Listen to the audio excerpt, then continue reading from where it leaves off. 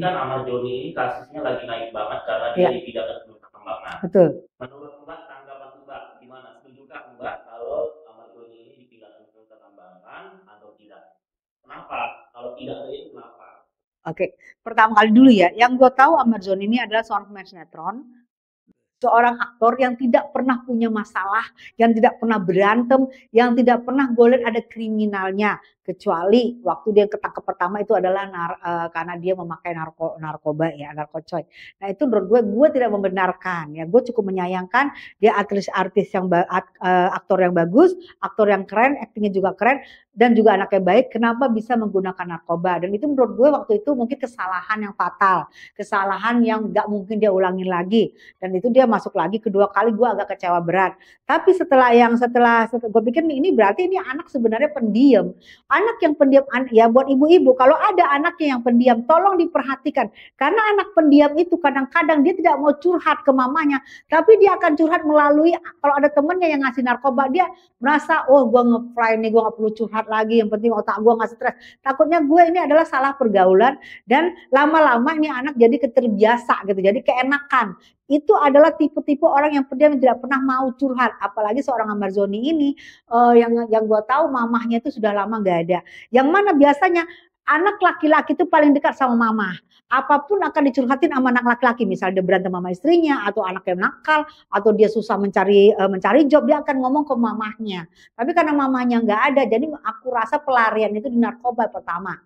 Kalau itu mungkin aku tidak membenarkan dan aku tidak pernah membenarkan orang pengguna narkoba. Aku menyayangkan banget. Tapi namanya menyayangkan itu, aku berharap dia itu ada di rehab, direhabilitasi supaya apa? Karena ini anak kan rusak mentalnya, rusak pikirannya, rusak jiwanya karena sudah memakai barang haram tersebut. Jadi dia perlu tuh adalah direhab. Bukan jika dia ditahan ketemu sama orang-orang, memang tidak semuanya orang di penjara itu saya bilang nakal ya, tapi jika ketemu sama anak-anak yang memang di penjara karena kenakalannya, itu lama-lama Ahmad Zoni dipengaruhi lagi sampai sekarang ketahuan dia bilang katanya dia difitnah, aku nggak ngerti, katanya difitnah, dan aku juga tetap yakin kalau Ahmad Zoni tidak begitu, katanya pengedar, sehingga sekarang dipindahkan ke ke Nusa Kambangan. Itu menurut gue itu sesuatu, gue yakin banget dari naluri keibuan gue bahwa Ahmad Zoni tidak melakukan pengedar seperti yang dituduhkan. Dari pengamatan gue sebagai seorang ibu gitu loh, karena gue lihat nih anak sebenarnya baik. Kalau misalnya dia mungkin dia makai, silakan direhab.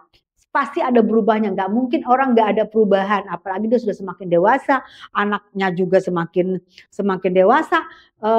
Jejak digital nanti yang ditinggalkan jika benar dia pengedar, jika benar dia itu adalah pengedar dan dimasukkan ke Nusa Kambangan, kasihan jejak digital buat anaknya, akan dihina-hina, akan dibully sama teman-temannya. Itu yang menurut gue, kalau memang enggak Pak, kalau memang enggak Bu, please lah kembalikan Ahmad Zoni ke keluarganya, kan bukannya dia mau keluar bulan 2 ya. Dengan keluarnya bulan 2, saya yakin nih anak pasti akan berubah gitu loh. Apalagi yang saya dengar kemarin ada bapak-bapak yang bilang bahwa dia tidak penghebat, tidak terbukti. Nah, saya lupa dua bapak yang putih.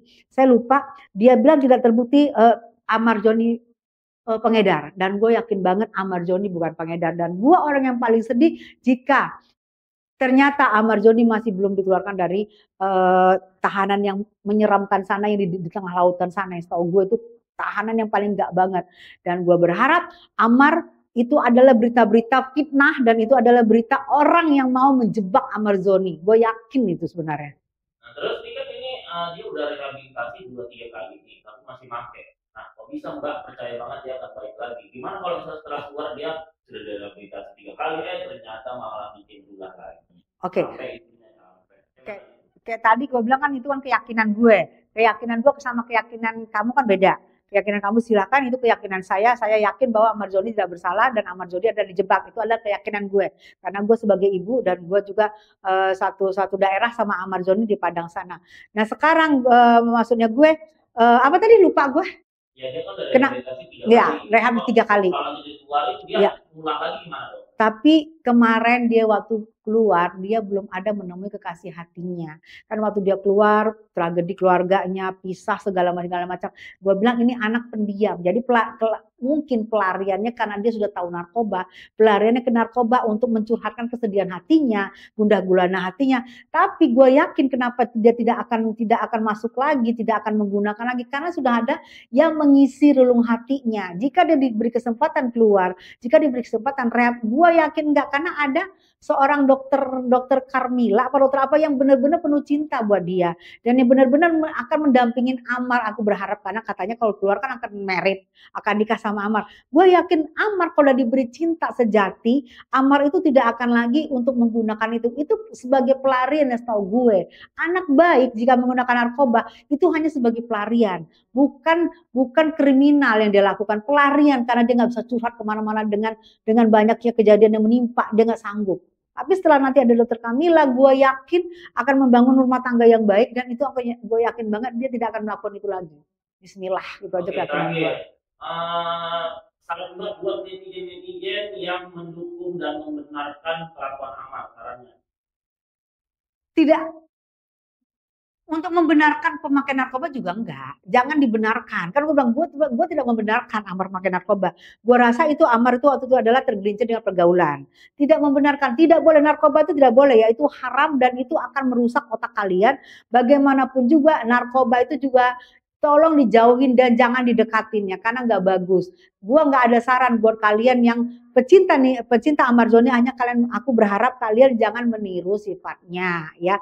Tapi jangan ambil yang jeleknya, tapi ambil yang baiknya. Dia seorang pejuang, dia seorang yang tadinya bukan siapa-siapa sehingga menjadi aktor utama. Itu dilihat dari perjuangannya, tapi jangan dilihat yang jeleknya ya sayangnya. Karena manusia itu pasti ada jeleknya. Lihatlah dari baik-baiknya, lihat dari cara hidupnya dia menaklukkan kota Jakarta ini, dia bisa menjadi aktor menurut gue nomor satu ya, menurut gue itu nomor satu. Itu yang dilihat, oh kok bisa dia begitu ya, oh kok bisa begitu.